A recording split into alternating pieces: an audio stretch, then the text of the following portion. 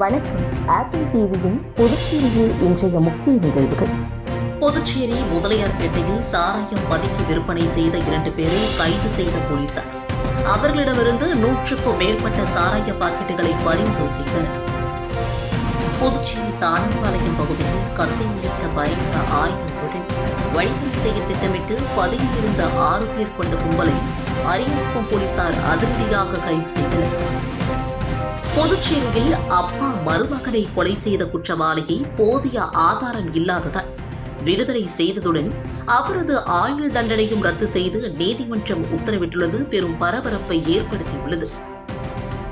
கள்ளக்குறிச்சி கள்ளச்சாராய சம்பவத்தில் சிபிஐ விசாரணைக்கு மத்திய அரசு உத்தரவிட வலியுறுத்தி புதுச்சேரியில் அதிமுக மாநில செயலாளர் அன்பழகன் தலைமையில் 200க்கும் மேற்பட்ட அதிமுகவினர் கண்டன ஆர்ப்பாட்டத்தில் ஈடுபட்டனர். இனி விரைவான இன்றைய நிகழ்வுகளின் தொகுப்பு. புதுச்சேரி முதலியார்பேட்டையில் சாராயம் பதுக்கி விற்பனை செய்த 2 பேரை கைது செய்த போலீசார். அவர்களிடமிருந்து 100க்கும் மேற்பட்ட சாராய பாக்கெட்டுகளை பறிமுதல் செய்தனர். கள்ளக்குறிச்சி மாவட்டத்தில் விஷ சாராயம் குடித்து 58 பேர் உயிரிழந்துள்ள நிலையில் இந்த விவகாரம் பெரும் பரபரப்பை ஏற்படுத்தி வருகிறது. இந்நிலையில் புதுச்சேரி முதலியார்பேட்டை திமுக சட்டமன்ற உறுப்பினர் சம்பத் காவல்துறையுடன் முதலியார்பேட்டை வேல்ராம்பட்டு பகுதியில் பதுக்கி வைக்கப்பட்ட சாராயம் விற்பதாக வந்த தகவலை அடுத்து விசாரணை மேற்கொண்ட போது மாரியம்மன் கோவில் தெருவில் வசிக்கும் சக்கரவர்த்தி என்பவர் பாக்கெட்டுகளில் சாராயம் பதுக்கி விற்றது தெரிய வந்தது. இதனையடுத்து அவரது வீட்டில் சோதனை மேற்கொண்ட போலீசார் மற்றும் சட்டமன்ற உறுப்பினர் சக்கரவர்த்தி மற்றும் அவரது மகன் ராஜன் ஆகியோரை கைது செய்து அவர் வீட்டிலிருந்து 100க்கும் மேற்பட்ட சாராய பாக்கெட்டுகளை பறிமுதல் செய்து காவல் நிலையம் அழைத்து சென்று விசாரணையை மேற்கொண்டு வருகின்றனர்.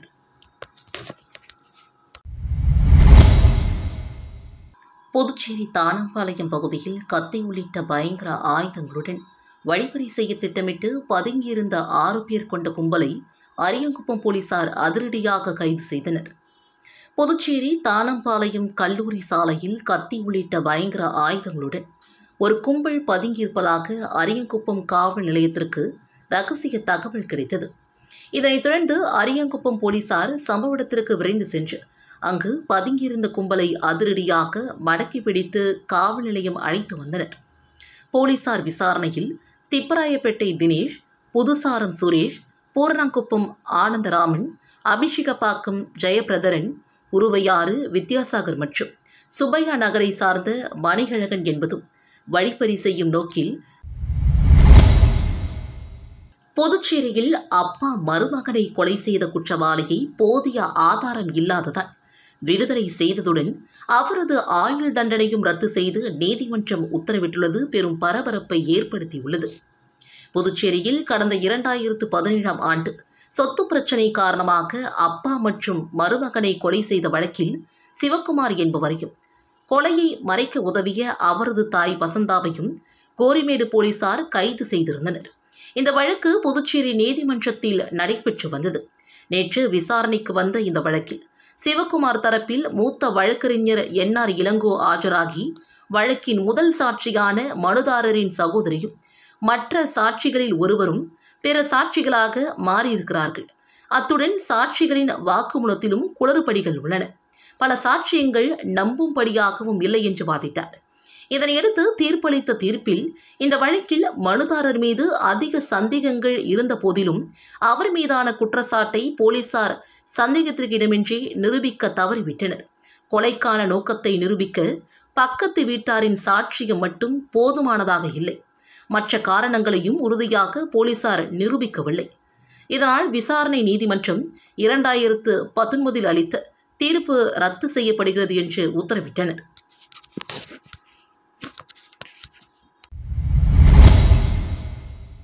கள்ளக்குறிச்சி கள்ளச்சாராய சம்பவத்தில் சிபிஐ விசாரணைக்கு மத்திய அரசு உத்தரவிட வலியுறுத்தி புதுச்சேரியில் அதிமுக மாநில செயலாளர் அன்பழகன் தலைமையில் 200க்கும் மேற்பட்ட அதிமுகவினர் கண்டன ஆர்ப்பாட்டத்தில் ஈடுபட்டனர்.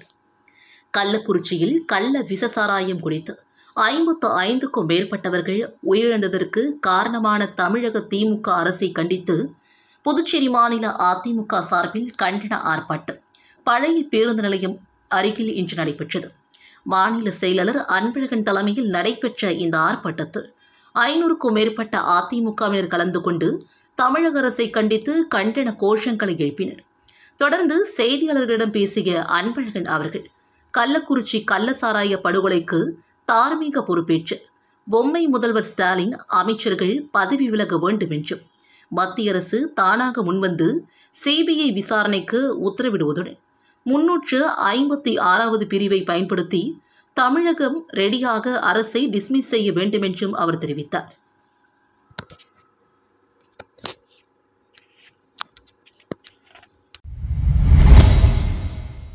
புதுச்சேரியில் மின் கட்டண உயர்வு நடைமுறைக்கு வரவில்லை என்றும் மறுபரிசீலனை செய்ய வலியுறுத்தியுள்ளதாகவும் அமைச்சர் நமச்சிவாயம் தெரிவித்துள்ளார்.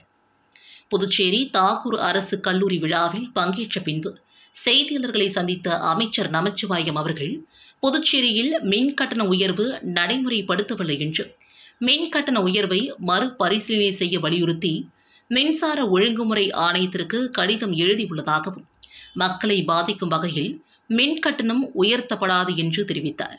மேலும் கள்ளக்குறிச்சி கள்ளசாராயம் விற்பனை விவகாரத்தில் மெத்தனால் புதுச்சேரியிலிருந்து வந்ததென்று புகார் குறித்து புதுச்சேரி அரசும் தீவிர விசாரணையை நடத்தி வருவதாகவும் இந்த விவகாரங்களில் புதுச்சேரி கலால்துறை, காவல்துறை, தொழில்துறை ஆகியவை தீவிரமாக ஆய்வு செய்து வருவதாகவும் அவர் கூறினார்.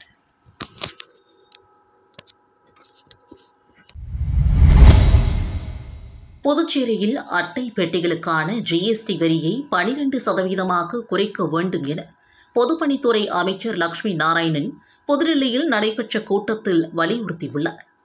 புதுடில்லியில் மத்திய நிதியமைச்சர் நிர்மலா சீதாராமன் தலைமையில் நடைபெற்ற ஜிஎஸ்டி குழு கூட்டத்தில் பேசிய புதுச்சேரியின் அமைச்சர் லட்சுமி நாராயணன் அவர்கள் ஜிஎஸ்டி பதிவு தொடர்பான செயல்முறையில் ஆதார் பயோமெட்ரிக் அங்கீகார நடவடிக்கை புதுச்சேரியில் கடந்த ஆண்டு ஆகஸ்ட் மாதம் செயல்படுத்தப்பட்டது. இதன் அடிப்படையிலேயே தற்போது நாடு முழுவதும் அந்த முறை செயல்படுத்தப்படுகிறது. உச்சநீதிமன்றத்தில் வணிக வரித்துறையால் செயல்படுத்தப்படும் ஜிஎஸ்டி சம்பந்தமான செயல்முறையீடுகளுக்கு விதிக்கப்படும் நிதி வரம்பை புதுவை போன்ற சிறிய மாநிலங்களுக்கு குறைக்க வேண்டும். அட்டை பெட்டிகளுக்கான ஜிஎஸ்டி வரியை 18% 12% குறைக்க வேண்டும் என்றும் அமைச்சர் வலியுறுத்தினார். தவளக்குப்பம் நேஷனல் ஆங்கில உயர்நிலைப் பள்ளியில் சர்வதேச யோகா தினம் சிறப்பாக கொண்டாடப்பட்டது. சர்வதேச யோகா தினத்தை முன்னிட்டு தவளக்குப்பம் நேஷனல் ஆங்கில உயர்நிலைப் பள்ளி மாணவர்கள் புதுக்குப்பம் கடற்கரையில் பள்ளியின் யோகா ஆசிரியர் வழிகாட்டுதலுடன் யோகாசனங்களை செய்தனர். மேலும் தவளக்குப்பம் அரசு ஆரம்ப சுகாதார நிலையம் சார்பாக பள்ளியின் வளாகத்தில் யோகாசனம் குறித்து விழிப்புணர்வு நிகழ்ச்சி நடைபெற்றது. இந்நிகழ்ச்சிக்கு பள்ளியின் நிறுவனர் டாக்டர் கிரண்குமார் தலைமை தாங்கினார். பள்ளியின் தாளர் எழிலரசி கிரண்குமார் அனைவரையும் வரவேற்றார். சுகாதார நிலைய மருத்துவ அதிகாரி அஸ்மா மாணவர்களிடையே யோகாசனத்தின் முக்கியத்துவத்தை குறித்து சிறப்புரை வழங்கினார். இந்த விழிப்புணர்வு நிகழ்ச்சியில் சித்த மருத்துவர் சைஜா, சுகாதார உதவி ஆய்வாளர்கள் ஜவஹர், இளஞ்செழியன், யோகா பயிற்சியாளர் உமா மகேஸ்வரி மற்றும் மருத்துவ பணியாளர்கள், ஆஷா பணியாளர்கள் ஆகியோர் கலந்து கொண்டனர். பள்ளியின் தலைமை ஆசிரியை உமா நிகழ்ச்சியில் கலந்து கொண்ட அனைவருக்கும் நன்றி உரை வழங்கினார். இந்த நிகழ்ச்சிக்கான ஏற்பாடுகளை பள்ளியின் ஆசிரியர்கள் மற்றும் பள்ளியின் ஊழியர்கள் சிறப்பாக செய்திருந்தனர்.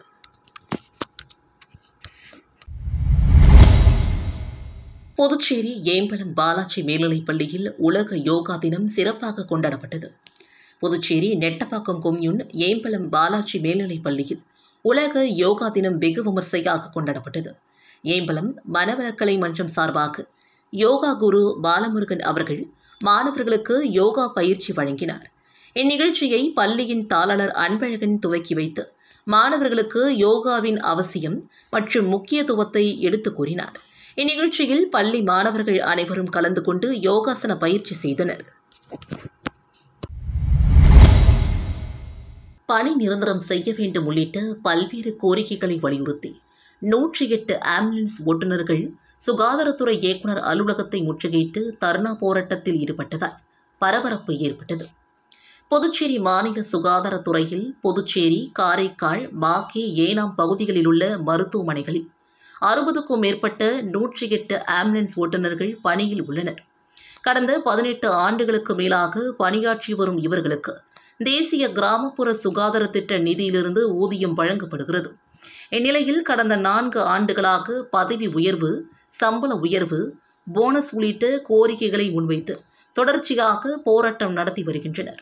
ஆனால் சுகாதாரத்துறை இயக்குநர் நடவடிக்கை எடுப்பதற்கு பதிலாக சம்பள நிறுத்தம் செய்வதாகவும் ஊதிய உயர்வு அளிக்கக்கூடாது என்று ஆணை போட்டிருப்பதாக ஓட்டுநர்கள் குற்றம் சாட்டுகின்றனர். இந்நிலையில் சுகாதாரத்துறை இயக்குநர் அலுவலகத்தில் இயக்குநர் ஸ்ரீராமுலு அறையின் முன்பாக 108 ஆம்புலன்ஸ் ஓட்டுநர்கள் தரையில் அமர்ந்து தொடர் தர்ணா போராட்டத்தில் ஈடுபட்டனர். மேலும் கோரிக்கைகளை நிறைவேற்றாவிட்டால் வருகின்ற 24ஆம் தேதி ஒட்டுமொத்தமாக பணிகளை புறக்கணித்து தொடர் போராட்டங்களில் ஈடுபட உள்ளதாகவும் அவர்கள் எச்சரிக்கை விடுத்திருக்கிறார்கள்.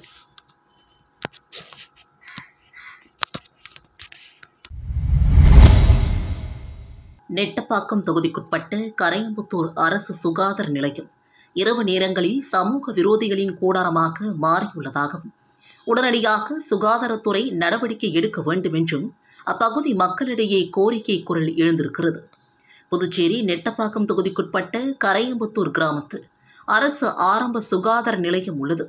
இங்கு கரையம்புத்தூரை சுற்றியுள்ள கிராமம் மற்றும் தமிழக பகுதியை சார்ந்த 100க்கும் மேற்பட்ட நோயாளிகள் வருகின்றனர். இங்கு மருத்துவர்கள், செவிலியர்கள், ஊழியர்கள் பற்றாக்குறை உள்ளது என்று கூறப்படுகிறது. மேலும் மதியம் 2 மணிக்கு மேல் செவிலியர் மற்றும் அட்டெண்டர் மட்டுமே இருப்பதாகவும் மற்ற நேரங்களில் மருத்துவர் இருப்பது கிடையாது என்றும் குற்றச்சாட்டும் எழுந்திருக்கிறது. இந்நிலையில் இரவு நேரத்தில் அங்கு பணியில் யாரும் இல்லாததால் ஆரம்ப சுகாதார நிலைய வளாகத்தில் மது பிரியர்கள் மது அருந்துவதாகவும் இதனால் அப்பகுதியில் பாதுகாப்பற்ற சூழல் ஏற்பட்டுள்ளதாக அப்பகுதி மக்கள் தெரிவித்திருக்கிறார்கள். மேலும் இதுகுறித்து சுகாதாரத்துறை உடனடியாக நடவடிக்கை எடுக்க வேண்டும் என்றும் அப்பகுதி மக்களிடையே தொடர்ந்து கோரிக்கை குரல் எழுப்பப்பட்டு வருகிறது.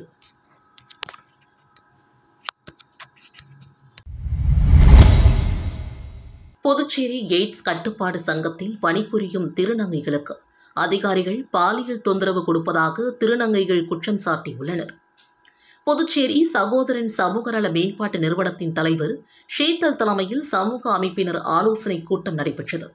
பின்னர் செய்தியாளர்களை சந்தித்த ஷீதல் அவர்கள் புதுச்சேரி HIV கட்டுப்பாடு சங்கத்தின் கீழ் செயல்படும் திருநங்கை, திருநம்பியர் ஓரின சேர்க்கையாளர்களுக்கான HIV கட்டுப்பாடு திட்டத்தில் செயல்படும் திருநங்கைகளுக்கு அங்கு பணிபுரியும் 2 அதிகாரிகள் பாலியல் தொந்தரவும் மன உளைச்சலும் ஏற்படுத்துகின்றனர் என்றும் குற்றம் சாட்டினார்.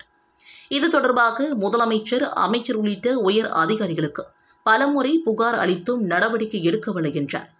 திருநங்கைகளுக்கு பாலியல் தொந்தரவு கொடுக்கும் அதிகாரிகள் மீது காவல் நிலையத்தில் புகார் கொடுக்க உள்ளதாகவும் வருகின்ற புதன்கிழமையன்று பேரணியாக சென்று ஆளுநரை சந்தித்து மனு அளிக்க உள்ளதாகவும் அவர் தெரிவித்தார். புதுச்சேரி முருங்கப்பாக்கத்தில் உள்ள தனது அலுவலகத்தில் பதிவு செய்த மாணவர்களுக்கு தேவையான கல்வி சார்ந்த உபகரணங்களை வழக்கறிஞர் ஐயப்பன் அவர்கள் வழங்கி வாழ்த்து தெரிவித்தார்.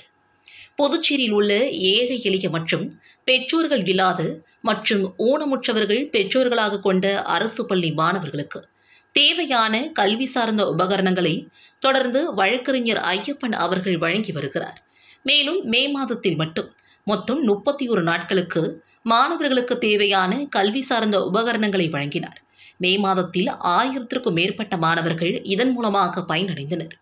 இதன் ஒரு பகுதியாக ஞாயிற்றுக்கிழமைகளில் முருங்கப்பாக்கத்தில் உள்ள தனது அலுவலகத்தில் பதிவு செய்த மாணவர்களுக்கு தேவையான கல்வி சார்ந்த உபகரணங்களை தொடர்ந்து வழங்கி வருகிறார். இதன் தொடர்ச்சியாக இந்த 3வது ஞாயிற்றுக்கிழமையில் 50க்கும் மேற்பட்ட மாணவ மாணவிகளுக்கு தேவையான கல்வி சார்ந்த உபகரணங்களை வழக்கறிஞர் ஐயப்பன் அவர்கள் வழங்கினார். இதுவரை 3 ஞாயிற்றுக்கிழமைகளில் 200க்கும் மேற்பட்ட மாணவர்கள் பயன் அடைந்துள்ளதும் குறிப்பிடத்தக்கது. தமிழக வெற்றிக் கழகத்தின் தலைவர் விஜய் அவர்களின் பிறந்தநாள் விழா காரைக்காலில் வெகு விமர்சையாக கொண்டாடப்பட்டது. தமிழக வெற்றிக் கழகத்தின் தலைவர் விஜயின் 50வது பிறந்தநாளை முன்னிட்டு காரைக்கால் மாவட்டம் நிரவி திருப்பட்டினம் தொகுதியில் மும்மத தலங்களிலும் தொகுதியின் சார்பாக வழிபாடு நடைபெற்றது. JK பிரேம் தலைமையில் நடைபெற்ற இந்த நிகழ்ச்சியில் வழக்கறிஞர் பொன்முருகன், சமூக சேவகர் பாபு, அக்கரை வட்டம் முருகானந்தம் உள்ளிட்ட திரளான தமிழக வெற்றிக் கழக பொறுப்பாளர்கள் மற்றும் உறுப்பினர்கள் கலந்து கொண்டு மும்மத தலங்களிலும் பிரார்த்தனை செய்தனர்.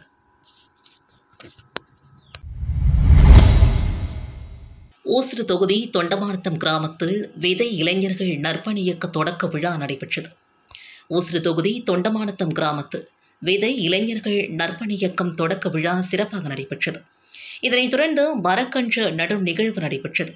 இந்த விழாவிற்கு சிறப்பு விருந்தினர்களாக முன்னாள் சட்டமன்ற உறுப்பினர் தீபாய்ந்தன், தொண்டமானத்தம் அறங்காவலர் குழு தலைவர் மனோகரன், ஈரம் அறக்கட்டளை நிறுவனர் இயேசுதாஸ், கலாம் அறக்கட்டளை நிறுவனர் ஆம்புலன்ஸ் மணி, காந்திய மக்கள் இயக்கத்தின் தலைவர் பழகருப்பையா, பாபு, குமரன், புஷ்பராஜ், மதன், புதுவை சுடர் நிறுவனர் சிவக்குமார் ஆகியோர் பங்கேற்று பெயர் பலகையினை திறந்து வைத்து மரக்கன்றுகளை நட்டனர்.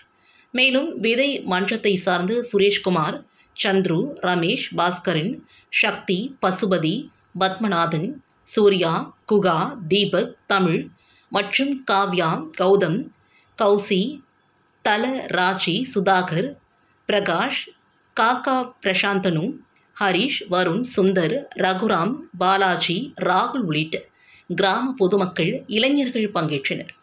தொடர்ந்து அருகிலுள்ள விதை கிரிக்கெட் மைதானத்தில் முன்னாள் சட்டமன்ற உறுப்பினர் தீபாய்ந்தன், தொண்டமானத்தம் அறங்காவலர் குழு தலைவர் மனோகர் ஆகியோர் கலந்து கொண்டு கிரிக்கெட் விளையாட்டை தொடங்கி வைத்தனர்.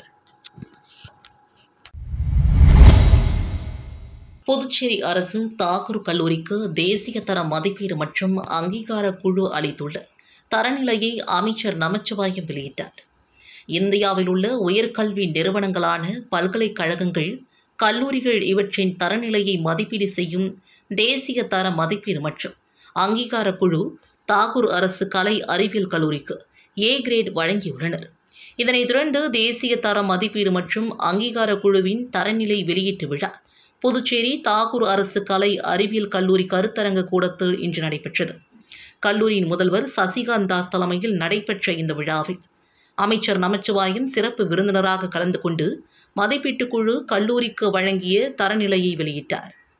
இந்நிகழ்ச்சியில் சட்டமன்ற உறுப்பினர் கல்யாண சுந்தரம், கல்வித்துறை செயலர் ஜவஹர், உயர்கல்வித்துறை இயக்குனர் அமன் சர்மா மற்றும் கல்லூரியின் உள்தர மேம்பாட்டுக் குழுவின் ஒருங்கிணைப்பாளர் முனைவர் வேல்ராஜ் மற்றும் கல்லூரி பேராசிரியர்களும் அலுவலக பணியாளர்களும் மாணவர்களும் திரளாக கலந்து கொண்டனர்.